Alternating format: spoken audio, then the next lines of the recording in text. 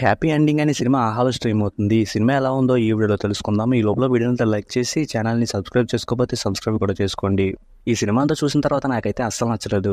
ఈ cinema hero ash puri ఇంతకు ముందు చెప్పాలని ఉంది అనే టైటిల్తో ఒక సినిమా చేశారు. ఆ సినిమా కాన్సెప్ట్ అయితే బాగుంటుంది, కానీ ఎగ్జిక్యూషన్ మాత్రం ఇరిటేటింగ్ గా ఉంటూ అస్సలు బాగా అనిపించదు.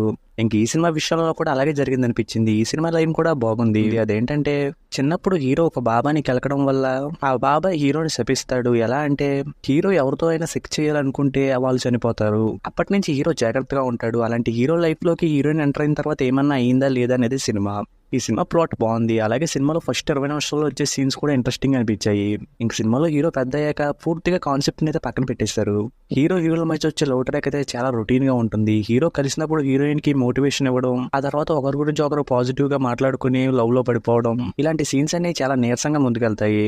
అలా వచ్చే ఒక సీన్ కూడా ఇంట్రెస్టింగ్ గా కానీ పర్వాలేదు అనిపించేలాగానే ఉండవు. ఇంక సినిమా ఇంటర్వల్ దగ్గరకు వచ్చేసరికి మళ్ళీ కాన్సెప్ట్ దగ్గరకు వస్తారు. కానీ తర్వాత కాసేపటికి కాన్సెప్ట్ ని పక్కన పెట్టేసి హీరో కంట్రోల్ అనుకుంటూ తిరగడాన్ని సెకండ్ హాఫ్ అంతా చూపిస్తూ ఉండిపోతారు. ఇంకా అలా వచ్చే సీన్స్ కూడా చాలా నీరసంగా ఉంటాయి.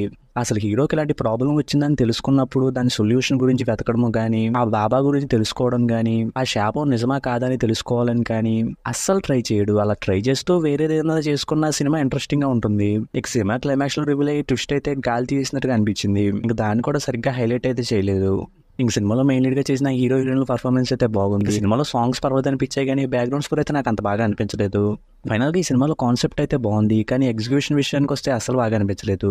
దానివల్ల ఈ సినిమా అయితే నాకు నచ్చలేదు. ఇక ఈ సినిమాకి నేను ఇస్తున్న రేటింగ్ అయితే 1/5. ఇక వీడియోని క్లోజ్ చేసే ముందు వీడియోని లైక్ చేసి ఛానల్ని సబ్స్క్రైబ్ చేసుకోకుండా చూస్తున్నట్టయితే సబ్స్క్రైబ్ కూడా చేసుకోండి.